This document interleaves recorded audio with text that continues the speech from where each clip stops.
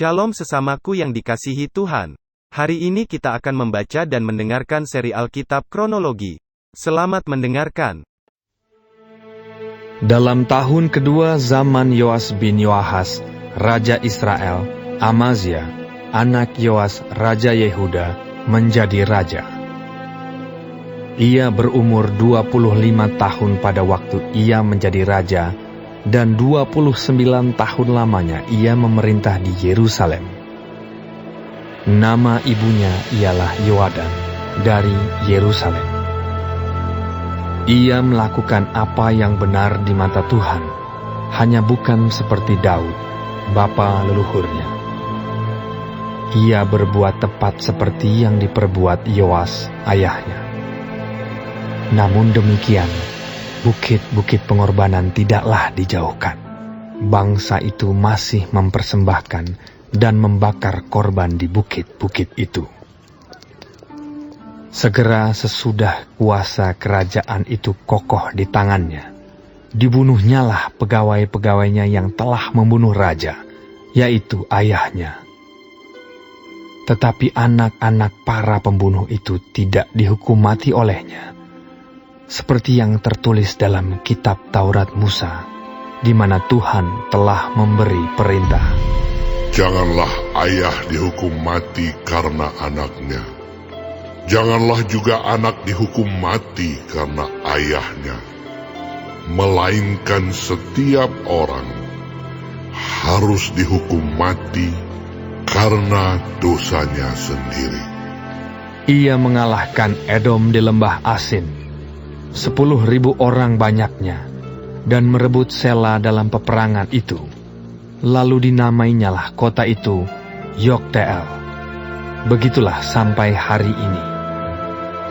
Pada waktu itu, Amazia menyuruh utusan kepada Yoas bin Yoahas bin Yehu, Raja Israel, mengatakan, "Mari kita mengadu tenaga."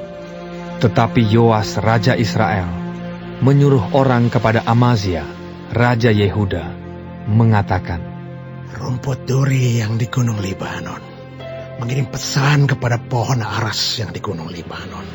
Bunyinya, berikanlah anakmu perempuan kepada anakku laki-laki menjadi istrinya. Tetapi binatang-binatang hutan yang ada di Gunung Libanon itu berjalan lewat dari sana, lalu menginjak rumput duri itu.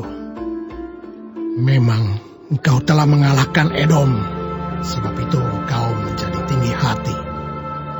Cukuplah bagimu mendapat kehormatan itu, dan tinggallah di rumahmu.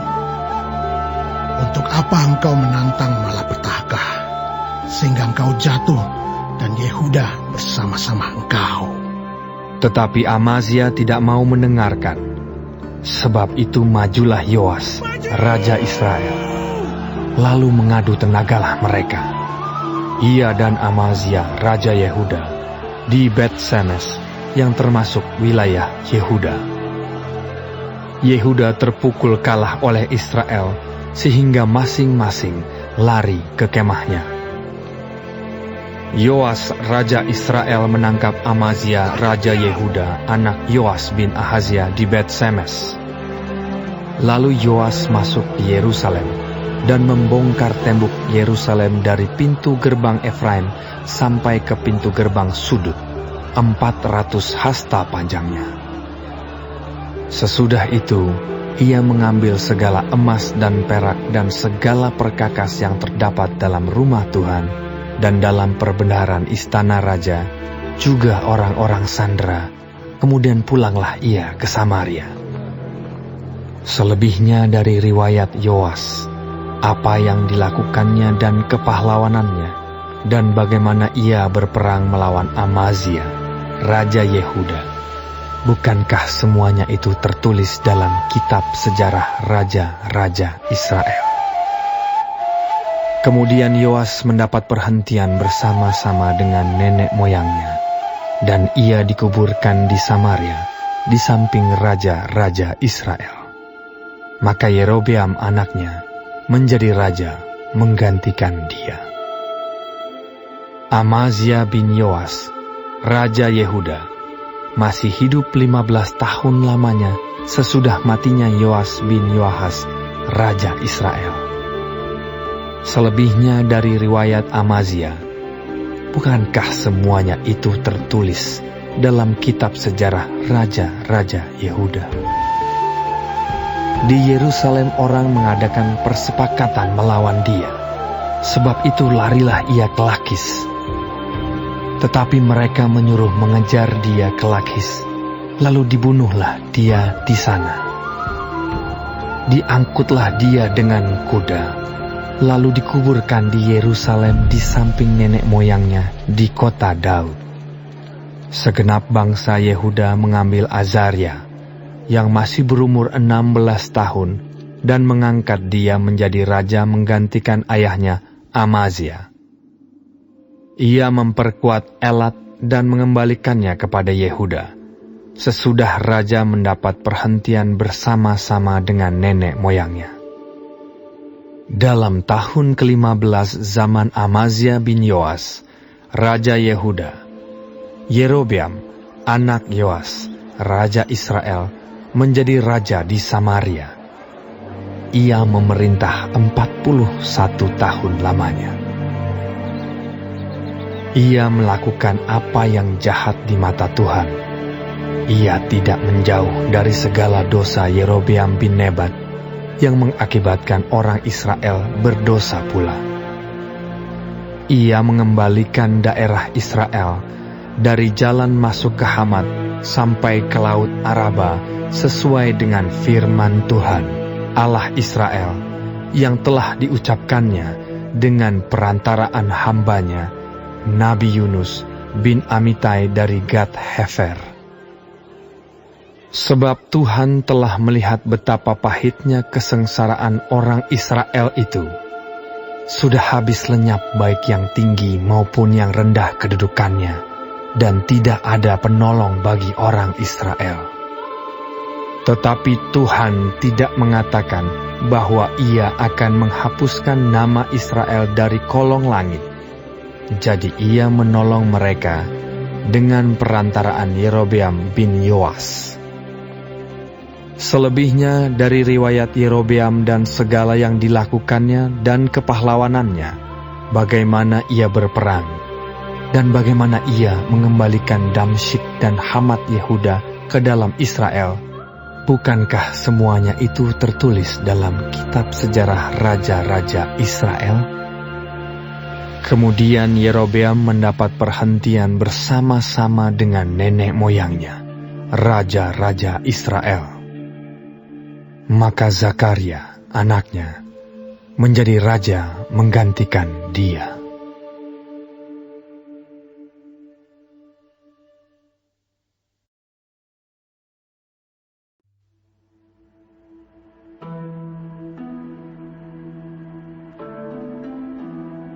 Amazia berumur 25 tahun pada waktu ia menjadi raja, dan 29 tahun lamanya ia memerintah di Yerusalem.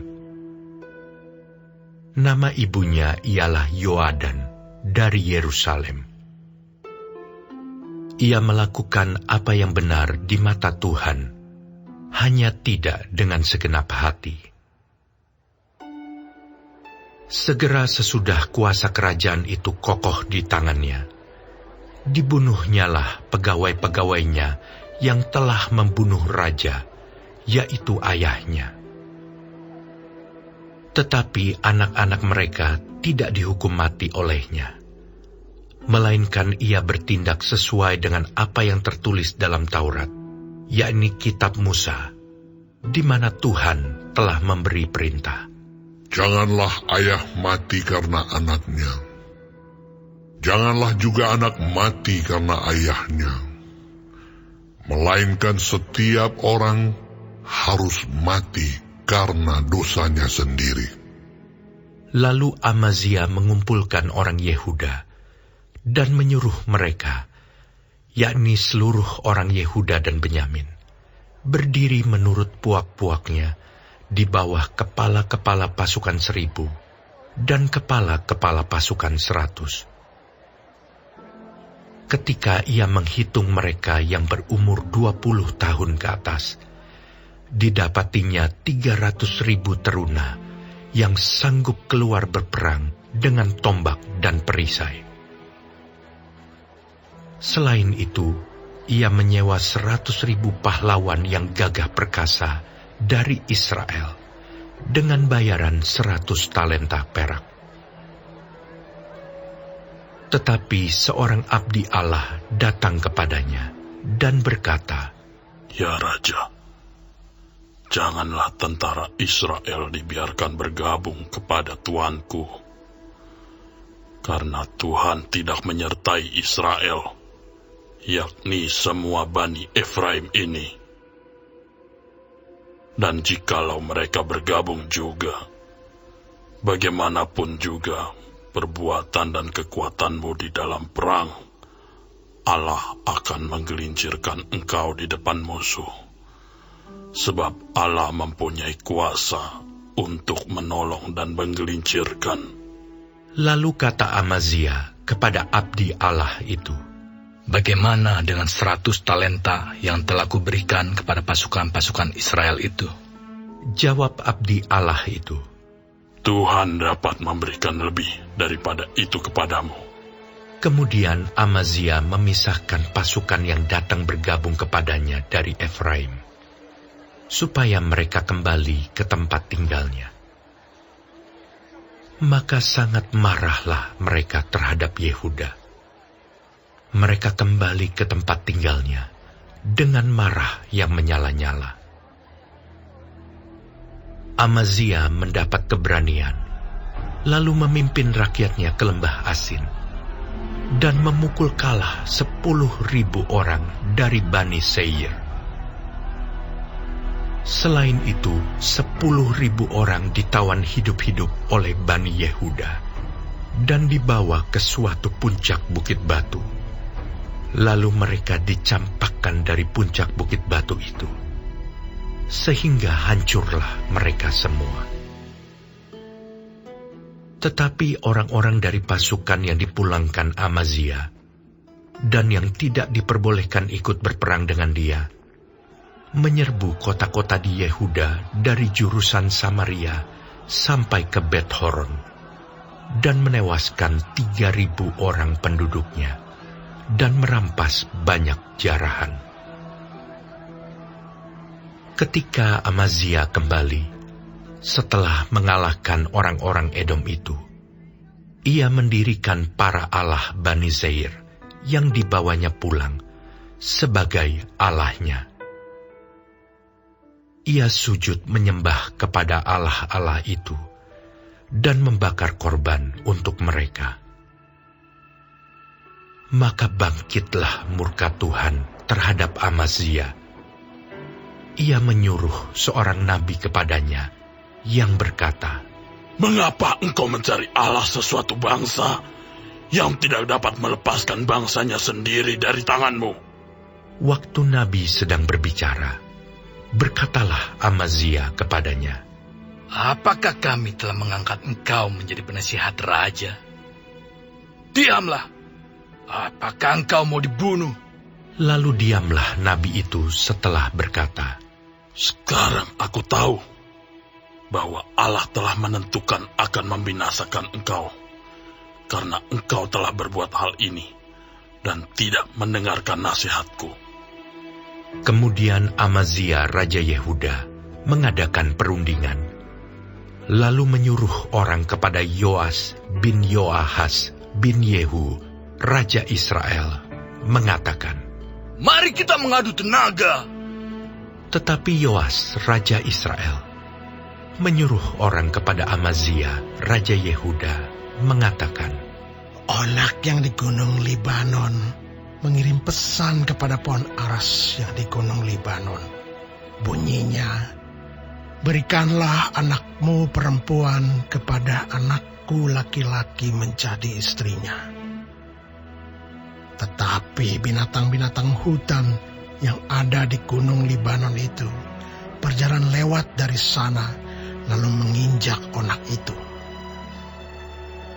"Pikirmu engkau sudah mengalahkan Edom, Sebab itu hatimu mengangkat-angkat dirimu untuk mendapat kehormatan.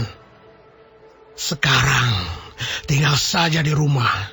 Untuk apa engkau menantang malapetaka? Sehingga engkau jatuh dan Yehuda bersama-sama engkau. Tetapi Amazia tidak mau mendengarkan. Sebab hal itu telah ditetapkan Allah yang hendak menyerahkan mereka ke dalam tangan Yoas, karena mereka telah mencari Allah orang Edom. Sebab itu majulah Yoas, Raja Israel, lalu mengadu tenagalah mereka. Ia dan Amazia, Raja Yehuda, di Bet-Semes, yang termasuk wilayah Yehuda. Yehuda terpukul kalah oleh Israel, sehingga masing-masing lari ke kemahnya. Yoas, Raja Israel, menangkap Amazia, Raja Yehuda, anak Yoas bin Yoahas, di Bet-Semes. Lalu Yoas membawa dia ke Yerusalem. Ia membongkar tembok Yerusalem dari pintu gerbang Efraim sampai ke pintu gerbang sudut, 400 hasta panjangnya. Sesudah itu, ia mengambil segala emas dan perak, dan segala perkakas yang terdapat dalam rumah Allah, dan yang berada di bawah pengawasan keluarga Obed-Edom, juga perbendaharaan istana raja, dan orang-orang sandera. Kemudian pulanglah ia ke Samaria. Amazia bin Yoas, Raja Yehuda, masih hidup 15 tahun lamanya, sesudah Yoas bin Yoahas, Raja Israel, mati. Selebihnya dari riwayat Amazia, dari awal sampai akhir, bukankah semuanya itu tertulis dalam kitab Raja-Raja Yehuda dan Israel? Sejak Amazia menjauhi Tuhan, orang mengadakan persepakatan melawan dia di Yerusalem. Sebab itu, larilah ia ke Lakis. Tetapi mereka menyuruh mengejar dia ke Lakis, lalu dibunuhlah ia di sana. Ia diangkut dengan kuda, lalu dikuburkan di samping nenek moyangnya, di kota Daud.